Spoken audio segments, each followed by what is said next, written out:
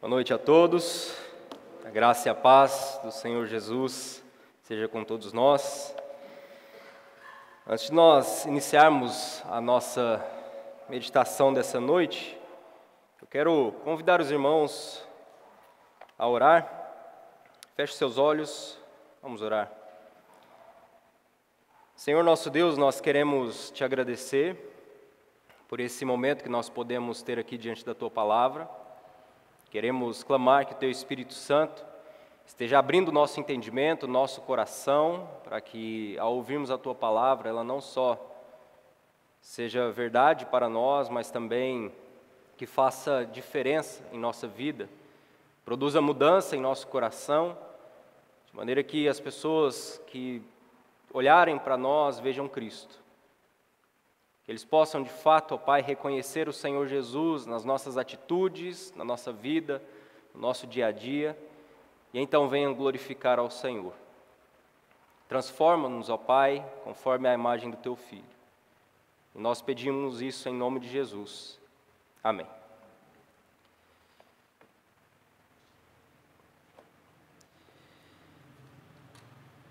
Eu quero começar essa noite com uma meditação, com uma história, na verdade. Imagine você é um dono de uma empresa com vários funcionários, e então um desses funcionários decide roubar você. Ele faz ali um plano, rouba a sua loja, a sua empresa e foge.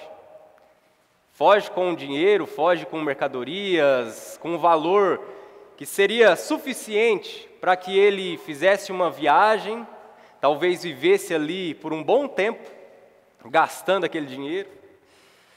Qual seria o sentimento que estaria no seu coração nesse momento? Eu não tenho empresa. Mas imagine alguém ou se coloque dentro dessa história, ou imagine alguém que tenha feito algo contra você.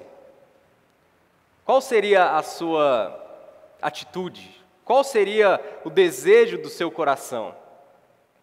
Às vezes nós perdemos, às vezes nós levamos ou recebemos de pessoas prejuízo, e normalmente o que nós queremos fazer? Queremos receber de volta. Eu estou rindo aqui porque hoje à tarde a gente estava conversando justamente sobre isso em família, de um prejuízo que a gente recebeu de um valor até alto, consideravelmente alto. De uma promessa que foi feita, um valor que nós investimos e cadê? O dinheiro foi embora junto com a pessoa. E qual que é o sentimento que fica? Eu não quero ver nem pintado de ouro na minha frente. Normalmente esse é o sentimento que a gente tem. Isso é o que vem no nosso coração. Agora imagine que esse funcionário, essa pessoa que roubou você, fugiu, foi embora, de repente aparece na sua frente. E aí? O que você faz? Além de um cascudo? Não, isso não. O que você faz? O que você faria nessa circunstância? Agora imagine a seguinte situação. Esse homem te roubou, fugiu com dinheiro, viveu muito tempo isolado, e aí ele se converte a Cristo. E você é um cristão. E ele chega diante de você e diz assim: olha, fulano, eu tenho uma... Hoje não usa carta, né? Mas vamos colocar nessa ilustração. Eu tenho uma carta aqui para te entregar. E aí você recebe a carta, quem está escrevendo a carta é o apóstolo Paulo. E aí Paulo fala assim: olha, fulano, o ciclano aqui fez algo contra você, te causou prejuízo, te causou dano, mas receba ele, perdoe a dívida, receba como irmão e um irmão caríssimo. E mais, vocês sabem de que eu estou falando, Onésimo, Filemon e Paulo. Não há muito tempo atrás, nós viemos de férias, né? E eu preguei lá na Igreja do Calvário 3 mensagens sobre essa carta. E eu quero começar hoje com os irmãos uma exposição na carta de Paulo a Filemon, falando sobre o tema que Paulo mesmo uma frase, né, um pequeno trecho daquilo que Paulo fala na sua carta. Esse será o tema das nossas mensagens, e o tema é em nome do amor. Filemon, um homem rico, em que na sua casa havia uma igreja. Onésimo, um escravo, que roubou o seu senhor, fugiu para Roma, estava longe da cidade ou dos olhares de Filemon. Filemon com certeza não encontraria mais Onésimo. Ele estava na capital do império, uma cidade grande. E aí ele de alguma forma se encontra com Paulo, Onésimo se encontra com Paulo, se converte a Cristo. Paulo entrega uma carta para Onésimo e fala: olha, vai lá, entrega então para Filemon, para que vocês sejam restaurados. Irmãos, essa carta, ela é uma carta que nos faz pensar muito sobre a vida cristã. E sobre como, de fato, o Evangelho transforma o nosso coração, como o Evangelho transforma a nossa vida. Eu tenho certeza que se fosse no nosso lugar, Filemon e Onésimo, nós diríamos assim: eu não quero ver Onésimo na minha frente. E veja mais, e aqui eu estou adiantando, né, aquilo que a gente vai falar no futuro, mas ele era um escravo. O que a cultura da época dizia que um escravo sofreria como punição por ter roubado e fugido do seu senhor? Mas aí o Evangelho, ele traz outra resposta. Ele traz uma resposta que é contrassenso do que o mundo diz. E o Evangelho transforma não só o coração de Onésimo, o escravo fugitivo, não só transformou o coração de Paulo, que agora estava escrevendo a mensagem, mas também o coração de Filemon. E que Paulo agora escreve dizendo assim: eu sei que você, e parece que ele joga isso, né, para Filemon, eu sei que você é um servo de Deus, eu sei que você é um homem fiel, eu sei que você tem dado testemunho da verdade, e agora, Filemon, eu quero colocar a sua fé à prova. Eu quero ver se de fato esse amor que você diz que tem, você vai demonstrar agora por um escravo fugitivo, alguém que te roubou e fugiu de você. E eu te faço isso, eu te peço tudo isso, em nome do amor. Imagine só a circunstância, a situação. Talvez Filemon ali nos seus trabalhos, nos seus afazeres, até talvez tivesse esquecido já, passado a raiva, e aí o Onésimo vai lá e volta de novo. É agora que eu peguei esse homem. E aí ele recebe uma carta dessa do apóstolo Paulo. Irmãos, eu quero na mensagem de hoje, e na verdade essas primeiras mensagens, nós não vamos entrar especificamente na carta. Nós vamos falar algumas coisas que servirão como base, como alicerce, para todo mais que a gente vai olhar aqui depois, futuramente, para a carta de Filemon. E a mensagem de hoje tem por título A Ética Contraditória do Evangelho. Por que isso? Porque se a gente olha para a mensagem do Evangelho e tenta entender a mensagem do Evangelho partindo da ótica, da visão humana e da ética dos padrões humanos, o Evangelho não faz sentido. Porque, pense só comigo, a ética ela é definida como um conjunto de padrões, de valores de um grupo ou de um indivíduo. A ética ela é uma disciplina que nos ajuda a responder algumas questões no campo da sociedade, como por exemplo, como que nós devemos viver, como que nós devemos agir, o que é ou não correto fazer diante de alguma situação. Então, a ética nada mais é do que um conjunto de padrões que nós temos como seres humanos para viver em sociedade. E a ética que o mundo nos apresenta, nem sempre na prática é o que é vivido. Por exemplo, você sabe que mentir é antiético. E esquece aqui, eu não estou falando sobre questão de pecado, tá? Vamos ter somente a visão no campo da ética. Você sabe que mentir é pecado, não sabe? Ou antiético, não sabe? Mas e se for uma mentirinha que me beneficia no trabalho? E aí? Então isso entra a ética. Se você tem princípios éticos, morais, mesmo que aquilo cause prejuízo para você, você vai falar a verdade, certo?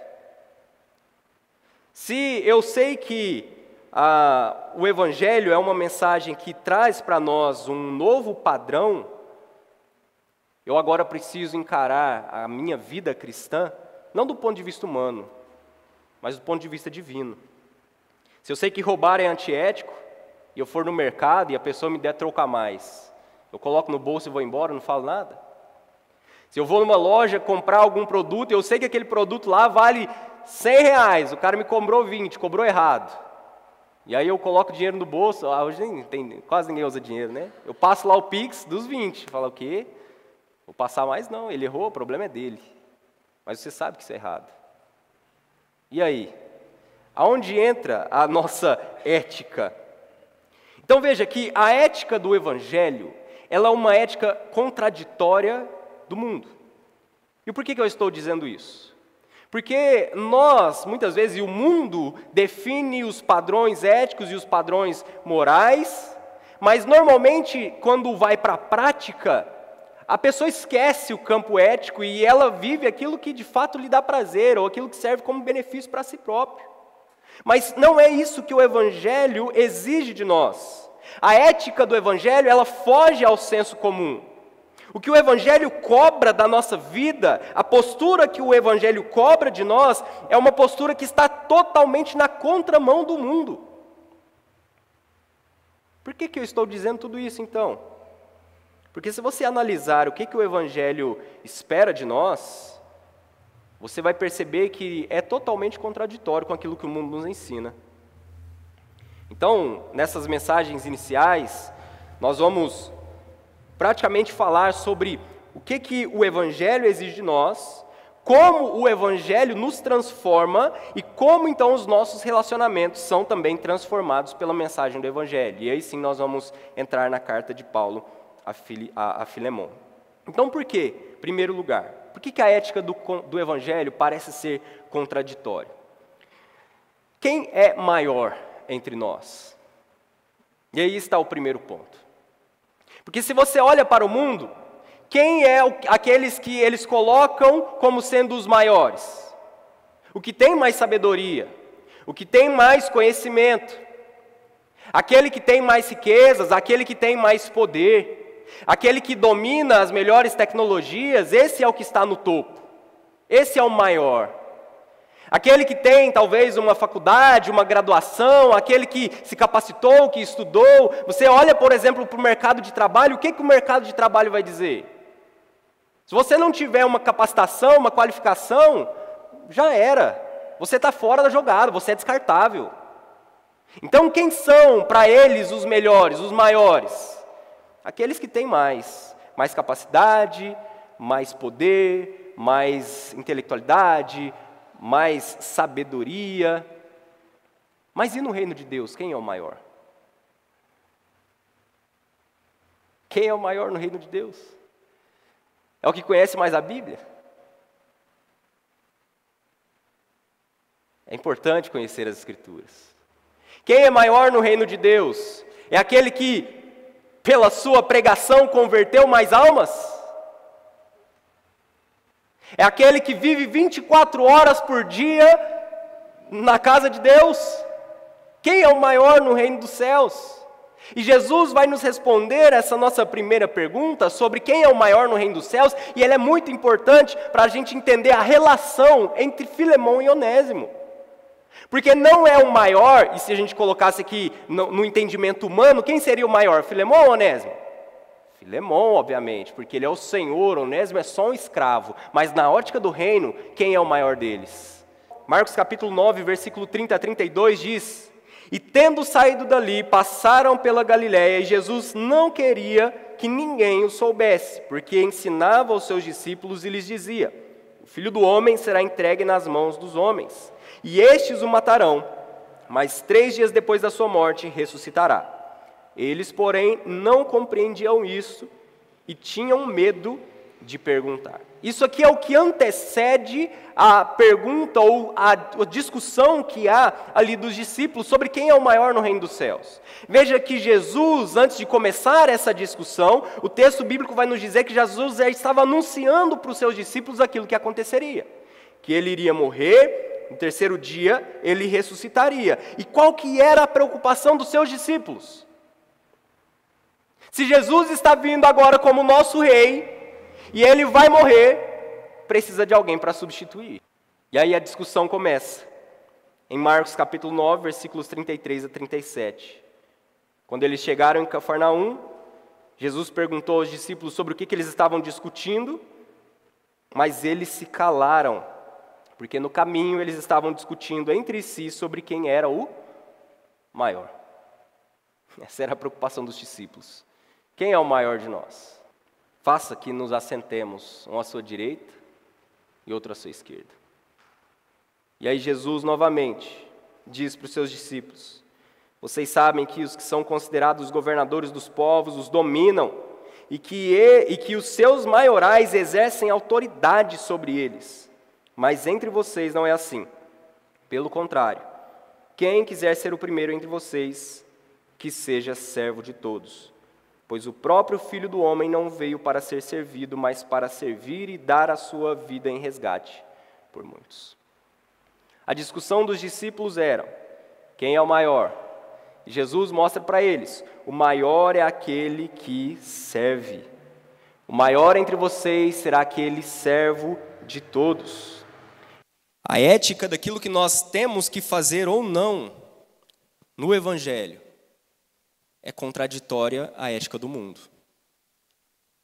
Porque o que Jesus está ensinando é: o maior não são como aqueles que têm autoridade, os governadores dos povos, mas o maior é aquele que serve.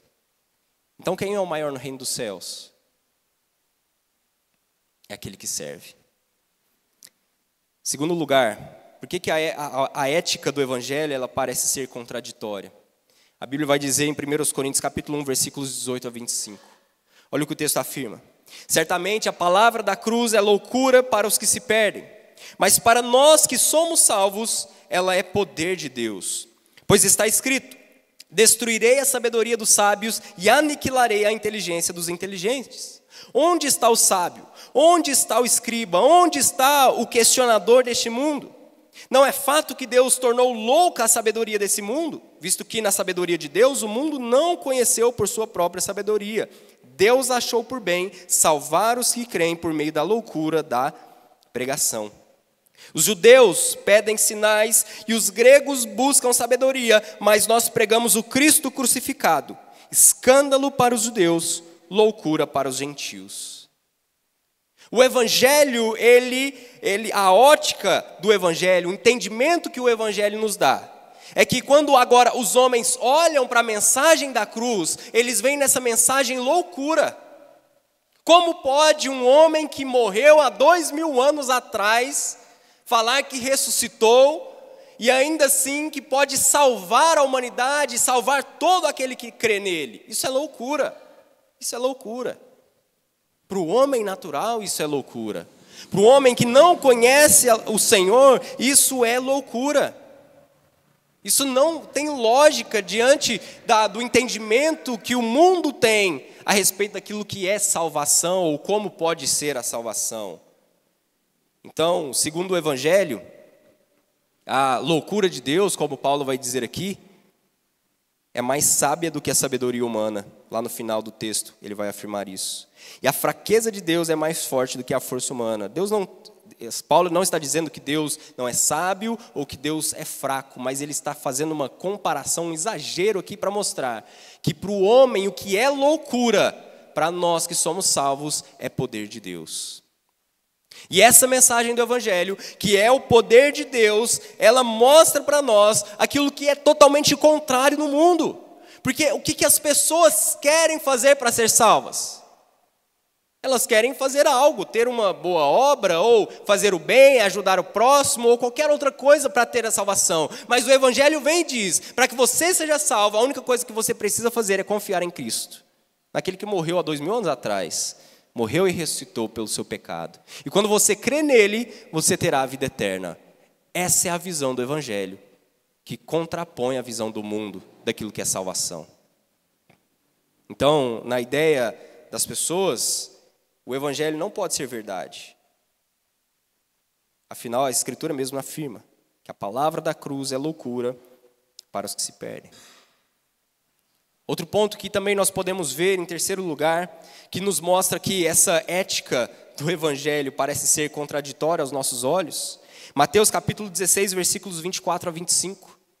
Olha o que Jesus vai dizer. Então Jesus disse aos seus discípulos: se alguém quer vir após mim, negue a si mesmo, tome a sua cruz e siga-me, pois quem quiser salvar a sua vida, a perderá.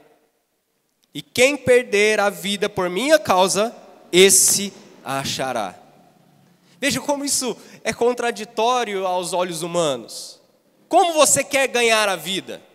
Sendo alguém, tendo poder, tendo fama, tendo sabedoria, tendo capacidades. É assim que você encontra, então, segundo a visão humana, a vida. É assim que você encontra satisfação verdadeira. Mas o que Jesus está dizendo? Que se você quer ganhar a sua vida, você deve perdê-la. Você deve tomar a cruz e seguir ao Senhor Jesus. Agora, irmãos, veja que maravilhoso é aqui. Eu não queria adiantar muita coisa para Filemão, não. Mas veja como isso é maravilhoso quando nós olhamos para a ética do Evangelho e olhamos para a carta de Paulo a Filemão. Filemão, eu sei que ele causou dano para você. Mas se você quer ter alegria verdadeira, tome a sua cruz. Filemão, a palavra da cruz é loucura, mas para nós que somos salvos é poder de Deus. Os homens acham loucura que alguém que era um escravo, que roubou, era fugitivo e que mereceria ali a pena de morte pelo pecado que ele havia cometido contra Filemão, ou pelo erro que ele havia cometido contra Filemão, ele deveria ser pego com pena de morte, pagar com pena de morte. Mas aí você olha para o Evangelho e diz: perdoa. Veja como isso parece ser contraditório. O Evangelho ainda diz, o Senhor afirma, Mateus capítulo 5. Quando alguém te fere, o que você faz? Você revida? Não. Vocês ouviram o que foi dito, olho por olho, dente por dente. Eu, porém, lhes digo, não resistam ao perverso. Se alguém lhe der um tapa na face direita, ofereça-lhe também a face esquerda. Se alguém quer processar você e tirar-lhe a túnica, deixe que leve também a capa. Se alguém obrigar você a andar 1 milha, vá com ele 2. Dê a quem lhe pede e não volte as costas ao que lhe pedir emprestado. Olha o que Jesus está dizendo. Veja como isso é contraditório. Veja, Jesus está tocando em um ponto aqui, em que nós, como pecadores, como homens, como falhos, muitas vezes nós não engolimos. Porque se alguém me fere a face direita, eu quero é revidar. Eu quero é, de alguma forma, dar de outra forma também, para que ele aprenda. Eu não quero dar a outra face. Se alguém pede a gente não usa capa, né? Mas se pede a capa, eu dou também a túnica. Fala, me dá seu sapato aí. Imagina alguém te assaltando. Fala, passa o celular. Não, peraí, calma aí. Só o celular não. Toma o sapato também. Quer meu carro? Está ali, ó, estacionado. É loucura. Não faz sentido aos olhos humanos. Mas Jesus está nos ensinando que nós, como filhos de Deus, na ética do Evangelho, e agora lembra lá de Filemão, não só perdoe a dívida, mas também o liberte como escravo. Liberte da escravidão. Veja como agora o Evangelho passa a fazer parte da vida de Filemão, de maneira que agora ele deveria mostrar tudo aquilo que ele cria na prática. Não era só aqui agora Filemão ouvir a mensagem do Evangelho, guardar no seu coração e ponto final, acabou, mas não. O que o Evangelho nos faz, isso deve traduzir para nós de maneira prática em nossa vida. De forma que quando há qualquer questão envolvendo os nossos relacionamentos, nós somos chamados a buscar reconciliação por meio do Evangelho. Jesus vai dizer isso. Vocês ouviram que foi dito aos antigos, não mate. E ainda, quem matar está sujeito a julgamento. Eu, porém, lhe digo que todo aquele que se irar contra o seu irmão estará sujeito a julgamento. Depois ele vai continuar esse texto de Mateus capítulo 5, do versículo 21 até o versículo 26, dizendo que nós devemos entrar em acordo com aquele que é nosso adversário enquanto estamos a caminho. É isso que o Evangelho nos chama a fazer. O Evangelho também nos chama a demonstrar um amor que é um amor genuíno. Não simplesmente amar de palavra e de língua, como João vai dizer, mas de fato e de verdade. Olha o que Jesus vai afirmar. Vocês ouviram: ame o seu próximo e odeie o seu inimigo. Eu, porém, lhes digo: amem os seus inimigos e orem pelos que os perseguem, para demonstrarem que vocês são filhos do Pai de vocês que está nos céus. Porque Ele faz o sol nascer sobre maus e bons e vir a chuva sobre justos e injustos. Porque se vocês amam aqueles que os amam, que recompensa terão? Os publicanos também fazem o mesmo. E se saudarem somente os seus irmãos, o que é que estão fazendo demais? Os gentios também não fazem o mesmo? Portanto, sejam perfeitos como é perfeito o Pai de vocês que está no céu. Olha o que o Evangelho, olha o entendimento que o Evangelho nos traz, de maneira que isso deve transformar o nosso coração, a nossa vida na prática. Que recompensa eu tenho se eu amar somente aqueles que me amam? Os gentios também fazem o mesmo. O Evangelho nos chama a amar quem nos persegue. O Evangelho nos chama a amar aquele que causa o mal sobre nós. E agora imagine Paulo usando isso para falar para Filemão: Filemão, se Onésimo te causou mal, saiba que você precisa amá-lo, acima de tudo. O Evangelho também nos chama a perdoar e compartilhar de ajuda mútua. Colossenses 3, 12 a 17.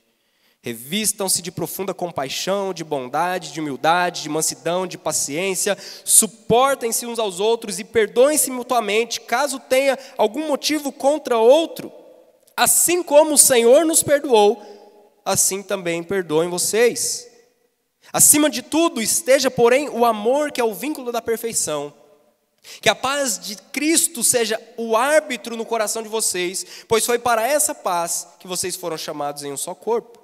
E sejam agradecidos. Que a palavra de Cristo habite ricamente em vocês. Instruam e aconselhem-se mutuamente em toda a sabedoria, louvando a Deus com salmos, hinos e cânticos espirituais, com gratidão no coração. E tudo o que fizerem, seja em palavra, seja em ação, façam em nome do Senhor Jesus, dando por Ele graças a Deus Pai. Vocês precisam suportar uns aos outros. E aqui eu já mencionei isso algumas vezes.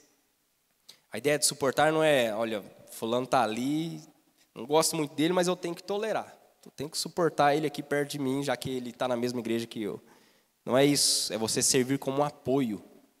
Você servir como um suporte. Como alguém que dá base, que dá estrutura para que esse irmão também seja edificado em Cristo Jesus.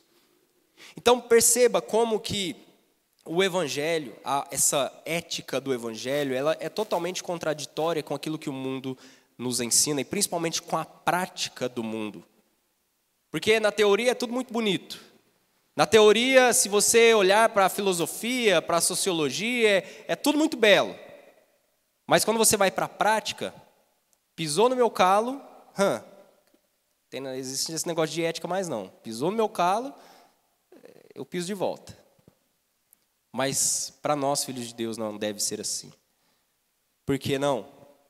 Porque quem é maior não é aquele que tem mais qualidade, capacitação.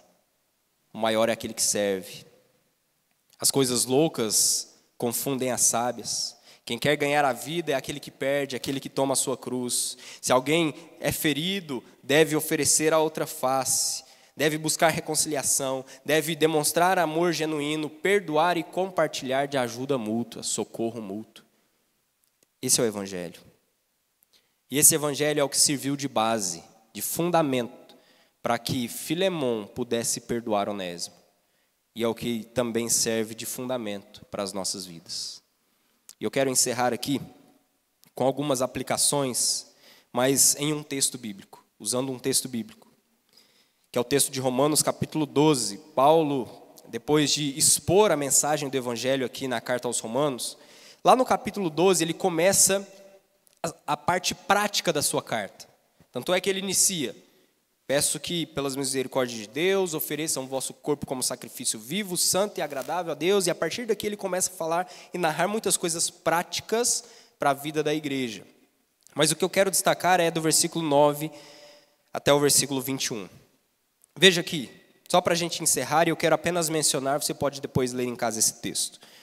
Paulo nos dá 21 aplicações sobre o que nós devemos fazer a partir do momento em que nós cremos no Evangelho.